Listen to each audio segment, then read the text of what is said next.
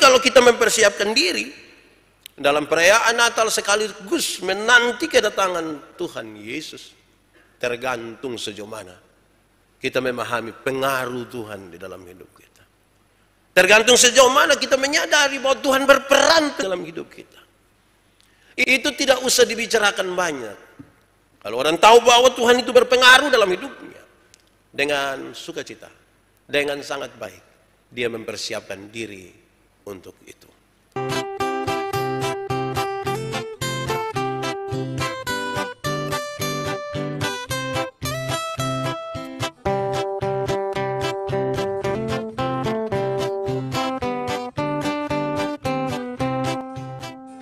Saudara-saudara, kita berdoa untuk pemberitaan firman Tuhan. Mari kita berdoa. Ya Tuhan, kami telah Engkau panggil untuk berhimpun di tempat-tempat ini. Kami percaya bahwa kalau Tuhan memanggil kami, pasti Tuhan mau melawat kami. Kami menyiapkan hidup kami untuk pemberitaan firman Tuhan saat ini. Kami mohon supaya Roh Kudus-Mu menolong kami. Kami membaca firman-Mu dengan baik, merenungkannya dengan baik.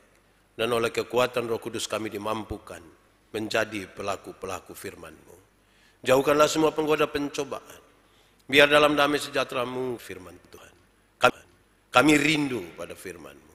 Berfirmanlah bagi kami Tuhan. Dalam nama Yesus, firman yang hidup itu, kami berdoa. Amin. Saudara-saudara, untuk kesempatan hari ini tema yang ditetapkan oleh Majelis Sinode Gemit adalah menyambut kedatangan Kristus. Pembacaannya terambil dari Injil Markus pasal 1, ayat 1 sampai ayat yang ke-8. Injil Markus pasal 1 ayat 1 sampai ayat yang ke-8, Yohanes Pembaptis. Inilah permulaan Injil tentang Yesus Kristus anak Allah. Seperti ada tertulis dalam kitab Nabi Yesaya, lihatlah, aku menyuruh utusanku mendahului engkau. Ia akan mempersiapkan jalan bagimu. Ada suara orang yang berseru-seru di padang gurun. Persiapkanlah jalan untuk Tuhan. Luruskanlah jalan baginya. Demikianlah Yohanes Pembaptis tampil di padang gurun dan menyerukan, bertobatlah dan berilah dirimu dibaptis, dan Allah akan mengampuni dosamu. Lalu datanglah kepadanya orang-orang dari seluruh daerah Yudea dan semua penduduk Yerusalem, dan sambil mengaku dosanya mereka dibaptis di sungai Yordan. Yohanes memakai jubah bulu unta dan ikat pinggang kulit, dan makanannya belalang dan madu hutan. Inilah yang diberitakannya, sesudah aku akan datang ia yang lebih berkuasa daripadaku. Membungkuk dan membuka tali kasutnya pun aku tidak layak. Aku membaptis kamu dengan air, tetapi ia akan membaptis kamu dengan Roh Kudus. Demikian firman Tuhan.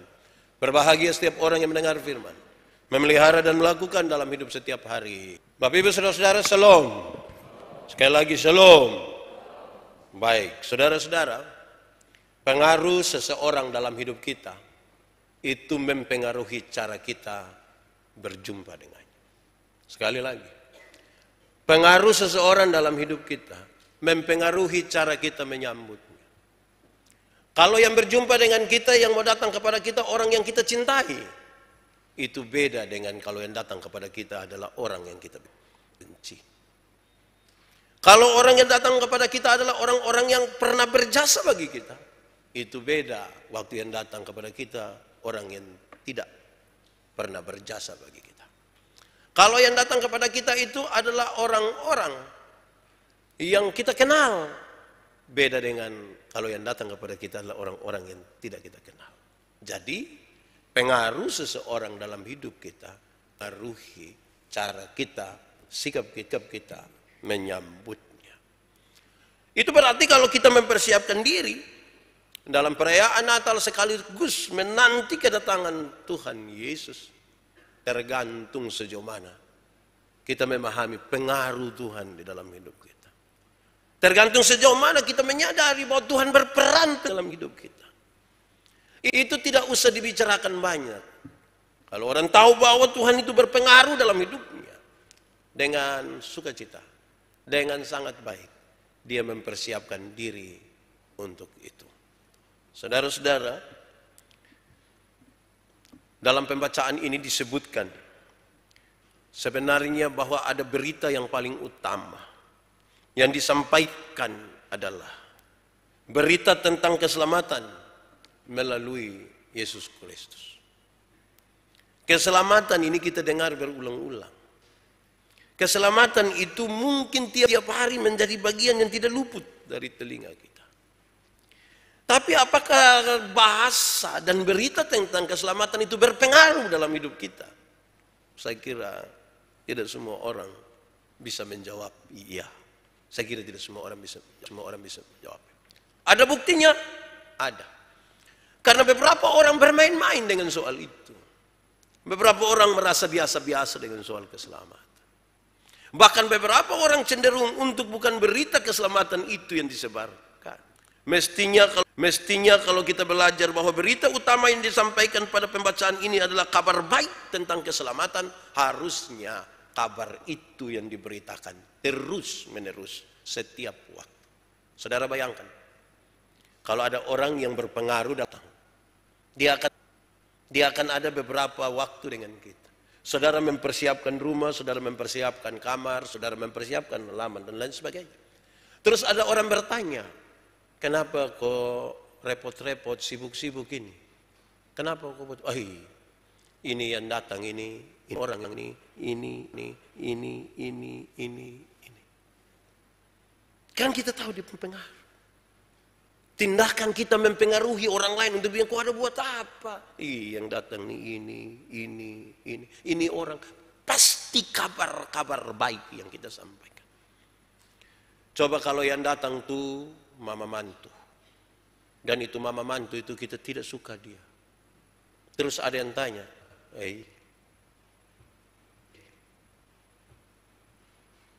ini mantu hanya 4 hari di sini, tapi beta rasa mungkin 4 tahun. Karena berat. Kenapa? Ini kita tinggal mulai dia lahir dalam lingkungan harimau. Ya saudara bayangkan ya, kalau yang datang itu tidak berpengaruh dan kita tidak suka, berita yang tidak baik, berita yang tidak enak untuk didengar. Kabar ini kabar baik dan mestinya kabar baik ini berita yang tidak baik, berita yang tidak enak untuk didengar. Kabar ini kabar baik sudah sangat terbuka terhadap berbagai perkembangan, termasuk ya karena kita di era digital. Semua orang bebas menyampaikan berita. Berita itu baik atau tidak baik, semua orang menyampaikannya. Berita itu benar atau tidak benar, semua orang bisa menyampaikannya. Dan saya kira mesti kita belajar sesuatu dari pemberitaan hari ini, supaya yang baik itu yang diberitakan, yang baik itu yang disebarkan. Saudara-saudara, pembacaan tadi pun mengisyaratkan bagi kita bahwa ada penggenapan nubuat Nabi Yesaya di Perjanjian Lama yang terjadi kira-kira 700 tahun lalu, seperti yang tertulis dalam Yesaya pasal 40 ayat 3, sekarang digenapi. Itu berarti apa yang terjadi pada kedatangan Tuhan Yesus bukanlah sesuatu yang berpisah dari bagian-bagian lain dalam kerja dan rencana Tuhan. Justru kedatangan Tuhan Yesus menjadi puncak karya besar Tuhan Allah untuk menyelamatkan umat manusia. Saya ingatkan kita, kalau kita baca Alkitab, 5 poin ini menjadi sangat penting. Penciptaan alam semesta, kejatuhan manusia dalam dosa, rencana penyelamatan Allah, kedatangan Yesus Kristus, dan janji untuk hidup yang kekal. Itu berarti saudara-saudara, seharusnya kita membaca Alkitab secara utuh. Melihat janji-janji Tuhan, menemukan jawaban-jawaban itu. Supaya kalau waktu kita bergumul dengan persoalan-persoalan dalam hidup kita, kita menyadari ada sebuah janji Tuhan. Pastikan bahwa bahkan sampai 700 tahun pun Tuhan tidak pernah melupakan janjinya. Nubuat pasti akan digenapi. Dan karena itu saudara-saudara, tidak ada yang tidak berarti di dalam nama Tuhan. Atau pakai bahasa saya ingin mengatakan seperti yang Paulus tuliskan dalam persekutuan dengan Tuhan Allah, jeripayamu tidak sia-sia. Karena itu melihatlah seluruh kehidupan ini, lihat dalam kehidupan yang utuh. Mungkin kita sakit hari ini, tapi jangan lupa kita pernah sehat. Mungkin kita susah hari ini, jangan lupa kita pernah senang. Mungkin waktu kita susah hari ini, kita berseru Tuhan, Tuhan, dan Tuhan tidak mendengar kita. Tapi coba ingat, jangan sampai waktu kita senang dulu, kita tidak pernah menyerukan nama Tuhan. Makanya mestinya segala sesuatu dilihat secara utuh, secara kompleks. Supaya ketika kita mengambil kesimpulan, dan kemudian kesimpulan mempengaruhi kita punya tindakan, itu betul-betul karena sesuatu yang utuh. Banyak orang melihat kesenangan, melupakan ada pergumulan berat. Banyak orang melihat pergumulan yang berat saja, dan melupakan bahwa ada kebahagiaan yang Tuhan kerjakan di dalam hidup. Saudara-saudara, Yohanes Pembaptis itu seorang hamba. Dalam kisah perjanjian lama, ditulis bahwa dia hadir. Dia hadir untuk menyerukan, persiapkanlah jalan untuk Tuhan. Dia hadir untuk menyatakan, ingat sedia waktu untuk Tuhan. Ingat sambutlah Tuhan. Ingat yang datang ini raja di atas segala raja. Itu telah digariskan supaya dia menyatakan itu. Dia datang untuk menyatakan, persiapkan jalan untuk Tuhan. Itu berkaitan dengan hal-hal yang tertulis tadi, pertobatan. Tidak ada cara lain untuk kita mempersiapkan jalan selain dari kita mulai bertobat, mempersiapkan hidup kita, mempersiapkan hati kita untuk Tuhan. Saudara-saudara, orang Yahudi terbiasa dengan ritus-ritus pembersihan diri. Orang Yahudi terbiasa dengan itu. Kalau kita baca Imamat pasal 11 sampai pasal yang ke-15, kita menemukan bahwa ini kebiasaan-kebiasaan mereka soal pembersihan diri. Makanya ketika Yohanes Pembaptis berseru-seru, dia bicara tentang baptisan. Bukan sekedar sebuah simbol semata, tapi mereka dekat dengan pembersihan diri. Oleh karena itu, jika seorang bukan Yahudi menjadi seorang yang bertobat, disebut bertobat oleh orang Yahudi, dia menjadi orang yang disebut dalam bahasa mereka disebut proselit, yaitu orang yang bertobat dan memeluk iman Yahudi. Ia harus menjalankan 3 hal ini. 1, ia harus disunat. Ini adalah umat perjanjian. Sunat kan itu tanda perjanjian. Siapa yang menjadi Yahudi, dia harus menjalankan ini. Yang dia harus disunat, saya masuk dalam persekutuan itu. Yang kedua, kurban harus dibuat untuknya. Kenapa? Karena ia butuh penebusan dan hanya darah yang dapat menebus dosa. Dalam tradisi mereka harus ada kurban. Menjadi keluarga besar iman Yahudi, orang-orang yang beriman secara Yahudi, maka bukan saja disunat, tapi harus ada kurban. Dimaksudkan supaya darah itu menebus mereka. Ketiga, saudara-saudara, ia harus dibaptis, yang melambangkan pembersihan dari semua kotoran pada masa lalunya. Karena itu baptisan tidak hanya sekedar memercikan air, tetapi mandi agar seluruh badannya menjadi bersih. Supaya kalau hanya percikan nanti ini menjadi semua supaya bersih. Tradisi mereka mengatakan begitu. Sehingga saudara-saudara, Yohanes Pembaptis berseru-seru soal baptisan. Orang Yahudi mengenal baptis, akan tetapi yang mengherankan adalah Yohanes Pembaptis juga adalah seorang Yahudi dan menuntut orang-orang Yahudi melakukan baptisan, padahal itu hanya diperuntukkan bagi mereka yang bukan Yahudi. Itu hal yang serius mestinya direnungkan. Dia Yahudi, dia berseru-seru kepada orang Yahudi supaya dibaptis, padahal prosesi baptisan hanya untuk orang-orang yang bukan Yahudi yang ingin beriman secara Yahudi. Yohanes melakukan sebuah terobosan yang luar biasa. Terobosan seperti apa, saudara-saudara? Bahwa menjadi Yahudi secara ras saja, secara keturunan saja, bukan berarti menjadi anggota umat pilihan Allah. Saya ulangi, dilahirkan sebagai Yahudi belum tentu menjadi anggota dari umat pilihan Allah. Supaya jangan sampai peraturan itu hanya ditujukan kepada orang lain. Bayangkan kalau lahir sebagai Yahudi berarti otomatis langsung selamat kok? Belum tentu kan? Karena sampai hari ini masih banyak orang tidak percaya pada juru selamat. Masih banyak orang Yahudi tidak percaya Yesus sebagai Mesias yang dinanti-nantikan. Itu berarti lahir sebagai Yahudi tidak serta-merta menjadi keluarga Allah. Ini sebuah terobosan yang luar biasa. Seorang Yahudi bisa saja berstatus sama dengan orang yang bukan Yahudi. Kenapa? Karena cara hidup mereka. Dan saya kira itu catatan yang penting bagi kita. Kehidupan mesti dibersihkan. Kehidupan yang bersih itulah yang kemudian menjadi sebuah tanda penantian. Sebuah tanda bahwa kita adalah milik Allah. Penekanan dari Yohanes Pembaptis ada di sini. Bertobatlah. Berikan dirimu dibaptis. Itu sampai dibilang, sudah berhentilah berbuat kejahatan. Terus mari berikan kita pun diri untuk dibersihkan. Supaya itu menjadi milik Allah. Penebusan itu maksud apa? Pembersihan kan. Supaya kemudian kita menjadi milik Allah. Baptisan itu diiringi dengan pengakuan.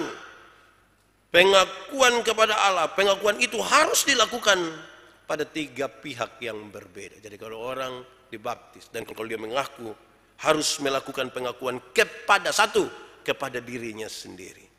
Dalam dunia hal yang paling sulit dihadapi adalah diri sendiri, saudara. Karena itu kalau saya menyatakan bersih, saya menyatakan saya menanti Tuhan, saya menyatakan bahwa saya ini benar-benar orang yang menjadi bagian dalam keluarga Allah. Pertanggungjawaban pertama itu di diri kita. Kita jangan omong soal Tuhan dulu. Karena diri ini yang paling sulit kita hadapi. Saya bicara kepada banyak orang-orang persekutuan doa yang bersama-sama dengan saya. Saya bilang begini, ini setan yang di luar dong. Kalau dong lihat kita dong takut. Kita baru omong sekali dalam nama Yesus, itu setan sulari. Itu setan yang di luar kita. Tapi heran karena setan yang di dalam kita ini kita tidak pernah usir. Yang di luar kita usir, yang di dalam kita pelihara dia. Kita kasih makan, makanannya bergizi lagi. Dia tumbuh dan menjadi besar, bahkan lebih besar dari kita hidup ini. Setan di dalam kita. Kadang-kadang kita punya emosi yang tinggi itu tidak hilang. Karena kita bilang, kok ini memang saya sebegini, sudah bos mau terima, tidak terima, nah mau karmana, saya sebegini. Dia pun istri juga sama, kalau bab tua marah, itu lagu lama.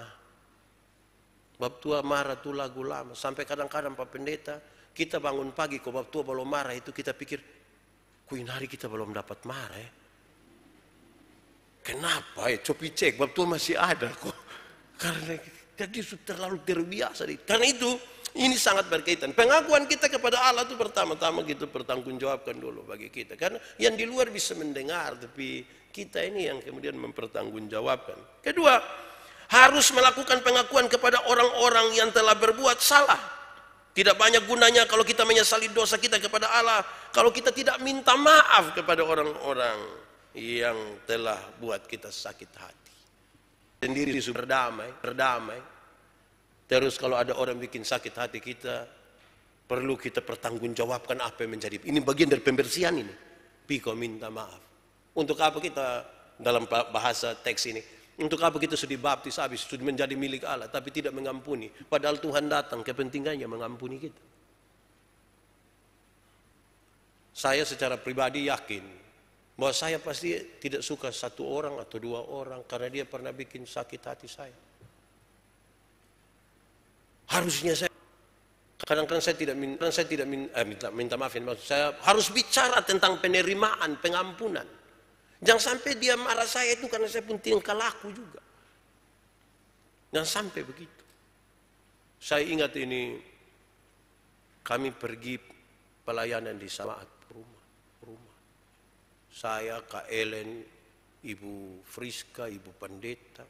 Terus pas parkir oto begitu, ada anjing di situ. Kita taruh pikiran bahwa ini anjing ini pasti anjing jahat. Hati-hati, hati-hati. Terus Ibu Pendeta jalan dengan hati-hati. Terus saya pegang Ibu Pendeta pun kaki. Ibu langsung, Tuhan Yesus. Wih, itu saya rasa bersalah sekali. Ibu saya minta maaf. Saya minta maaf. Saudara-saudara, memang harusnya kita sadar bahwa orang lain mungkin marah kita. Itu juga karena kita pun tingkah laku. Amin kok. Jangan sampai kita pun pikir orang mana yang tidak ada kerja tiap hari dia duduk dia marah-marah sasang kita. Saya kadang-kadang heran ini, saya melayani dengan sejumlah orang. Kita pergi kok ketemu satu orang, ini sakit apa saudara kapan ya Pak, ini sakit kami sudah tidak bisa omong. Pi dokter Pak bilang penyakit tidak ada. Padahal saya rasa saya sakit sekali Pak. Jadi Bapak pikir ini pasti orang di sebelah dong Bapak teh. Itu orang dong itu dong bergaul dengan setan. Dong suka suanggi Bapak jadi. Beta bilang Bapak, orang suanggi itu dia lihat. Yang macam mana dulu baru dia suanggi. Dia bikin obat ini, coba dia lihat ame orang satu yang kaya raya, yang itu memang lebih baik itu orang mati kok kita pergi ambil dia pembaran dong. Ini kalau dia suanggi Bapak ini dia susah tambah. Jadi jangan bergerak sedikit ini seolah-olah ada orang lain yang soal. Ingat, mungkin kita soal. Nah di masa penantian ini baiklah kita belajar untuk pergi bicara baik-baik segala macam. Ada marah siapa nak? Piom ya, minta maaf saya marah-marah. Saya siap air cabai. Saya mau semprot sebenarnya di mata, tapi setelah dengar firman ini saya mau bertobat sudah. Baik. Ketiga, membuat pengakuan kepada Allah bahwa ini akhir dari seluruh keangkuhan dan kesombongan kita. Kita mau untuk menjadi seorang pengampun, bukan orang yang ingin menemui Tuhan Allah dengan berdiri bersama-sama, sama tinggi dengan Tuhan Allah. Tidak, dia mesti sujud menyembah. Kalimat yang dipakai oleh siapa? Yohanes menarik. Bahkan menjongkok, membungkuk untuk membuka tali kasutnya pun aku tidak layak. Tidak boleh ada orang satu yang berdiri sama tinggi dengan Tuhan Allah. Tidak boleh. Kita semua tidur rata dan tanah. Kita bukan siapa-siapa. Dengan orang lain mungkin kita bisa rasa kita lebih sedikit. Tapi dengan Tuhan jangan. Kepada Tuhan kita hanya datang. Bahkan mau angkat muka yang saya tidak bisa. Kan kita tidak mampu memandang wajahnya. Tidak mampu. Kita terlalu berdosa. Kita tidak layak. Saudara-saudara, disitulah kita menemukan sebuah pengakuan sekaligus juga pertobatan. Dalam seruan yang luar biasa itu. Bertobatlah. Sebab kerajaan sorga sudah dekat. Hei, bertobatlah dan berilah dirimu dibaptis. Dan seterusnya. Itu kemudian mendapat sambutan dari banyak orang. Banyak orang datang untuk memberi dirinya. Sebegitu berpengaruhkah Yohanes Pembaptis? Terlampau karismatika dia sampai ketika dia berbicara bahkan di padang belantara sana. Orang banyak pergi ke situ. Yohanes begitu berpengaruhkah? Saudara, ia hanya melakukan apa yang dikatakan, yang harus dia katakan. Di dalam seluruh hidupnya, dia tahu bahwa dia itu adalah orang yang ditunjuk saja untuk pergi. Jangan mulai dengan mengatakan kebaikan itu dilihat dari sisi pengaruh kita. Kita siapa? Kita bukan siapa-siapa. Kita tidak ada arti. Apalagi kepentingan untuk merubah seseorang. Siapakah di antara manusia yang dapat merubah seseorang? Karena itu saudara kita lihat pembacaan tadi. Yohanes itu tempat tinggalnya di padang gurun. Dia berseru di padang gurun, sana siapa mau pergi? Kita mau datang di gereja, kita masih hitung-hitung ini apalagi di padang gurun sana. Kecuali kalau kebetulan lewat. Saudara lihat bahwa saya kadang-kadang pikir begini. Saya tiap malam itu melayani ada live berkhotbah. Berapa orang ikut? Ada ratus dan pagi ada banyak ikut kok sampai 1.000, 2.000 lebih sedikit. Kastenggal nanti orang. Kalau berkhotbah tuh orang tidak suka dengar. Tidak terlalu banyak. Omong tidak suka dengar salah tidak. Maksudnya ada juga yang dengar, tapi jumlahnya sedikit. Itu sangat berbeda dengan kalau ada yang dia live kas bersih kuku. Wih, dia begini semua itu penonton pun banyak. Padahal dia begini. Penonton banyak. Apalagi kalau yang live RB. Itu komen banyak. Fix. Wih. Pokoknya kalau yang firman pun tuh semuanya. RB itu ada ukuran apa ya? Itu kayak interaktif sekali itu. Saudara-saudara, memang ini Tuhan sekarang taruh Yohanes di padang gurun, tempat tinggal di sana ini. Nah, kita lihat nanti. Kedua, pakaian yang dipakai adalah jubah yang terbuat dari bulu unta dan ikat pinggang dari kulit. So pasti kulit tapi bukan kulit yang ada label. Memang kulit, mungkin dia tangkap ame apa kok itu. Dia jumur kering kok, dia ikat sudah. Dia ada di sana. Makanannya ialah belalang dan madu hutan. Belalangnya ada dua, satu memang belalang itu, tapi ada satu makanan, satu namanya ada pohon yang dia nama pohon belalang. Dia makan itu. Terus madu hutan. Saudara-saudara, ia memberitahukan apa yang diketahui dan memenuhi kerinduan dari banyak orang pada waktu itu. Oh, kita temukan jawabannya sekarang. Kenapa? Banyak orang mau pergi ke sana. Orang-orang di sekitar Yudea dan lain sebagainya ke sana. Karena mereka rindu. Memang kalau kerinduan kita adalah keselamatan, kedatangan Mesias, kerinduan itu mengajak kita, menarik kita pergi ke sana. Kerinduan kita menyambut Tuhan, maka kerinduan itu membuat kita berperilaku. Karena ini ada rindu. Saudara pernah rindu seseorang kok? Atau saudara pun rindu selesai? Kalau saudara rindu, kan itu rindu itu menarik kita untuk melakukan sesuatu. Nah, kerinduan ini mempengaruhi kita. Kita temukan jawabannya. Kenapa kalau live khotbah orang tidak banyak? Karena orang pun rindu bukan dengar firman. Orang rindu live. Kadang-kadang waktu kita ibadah, kan juga begitu. Ibadah pengucapan syukur. Kan pengucapan syukur itu ada makan. Tanya kerinduan, kita rindu apa ini? Separuh bisa rindu dengar firman. Separuh rindu dia pemakanan. Bila ini yang masak, ini yang punya resto, ini kau bisa makan. Akhirnya ada kemungkinan waktu ibadah sedikit orang, pas makan ya banyak orang. Kan ini soal kerinduan kita ada di mana? Itu serius, saudara-saudara. Ia benar-benar rendah hati bahwa ia tidak layak untuk membuka tali kasut. Yohanes tidak pernah membanggakan dirinya.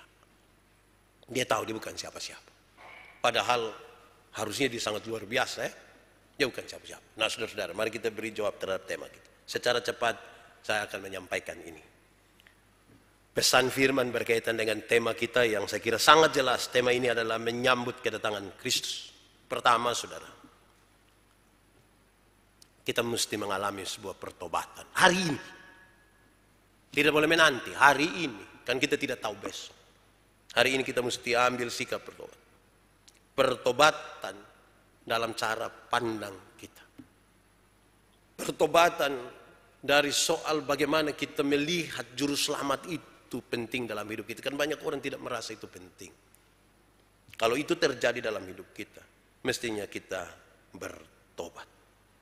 Kedua, perhatian kita mestinya tertuju kepada Tuhan Yesus Juru Selamat kita. Tidak kepada ritual, materi, atau orang. Apapun yang kita lakukan hari ini, setelah bertobat, kita mau untuk yang berhenti sudah. Lalu apa yang kita lakukan? Hidup kita, pikiran, perasaan kita tertuju kepada Yesus Kristus Tuhan dan Juru Selamat itu.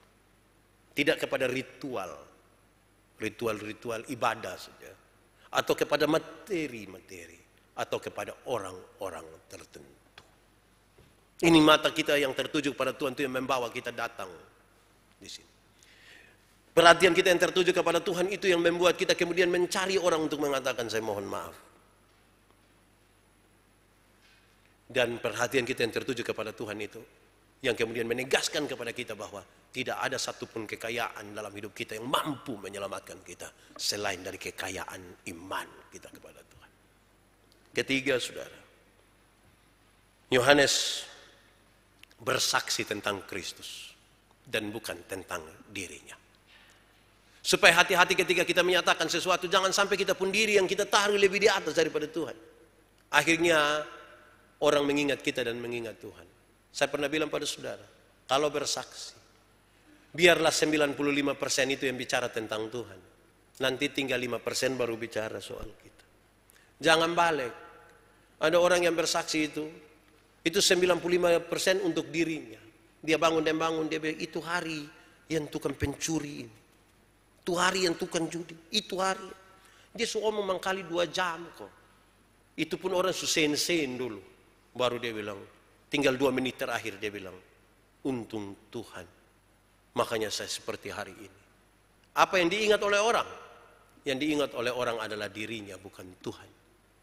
Kan itu setiap kali dia berdiri di situ, orang bilang jangan lihat begitu.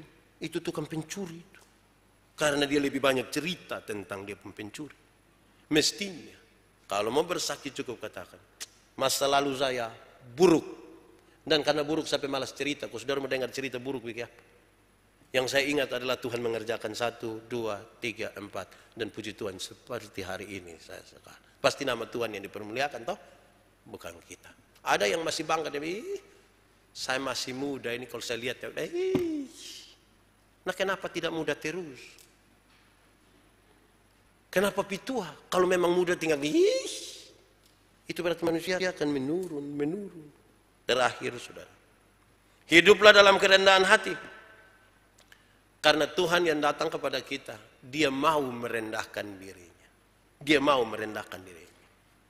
Untuk turun, dia mau merendahkan diri. Woi, saudara bayangkan Tuhan terlalu luar biasa. Dia hanya bisa, dia mau saja dia omong sebisa. Tapi dia merendahkan diri. Mestinya kita tidak boleh sombong. Saya membayangkan saudara, kenapa ada orang sombong di dunia? Karena dia selalu membandingkan dirinya dengan orang lain.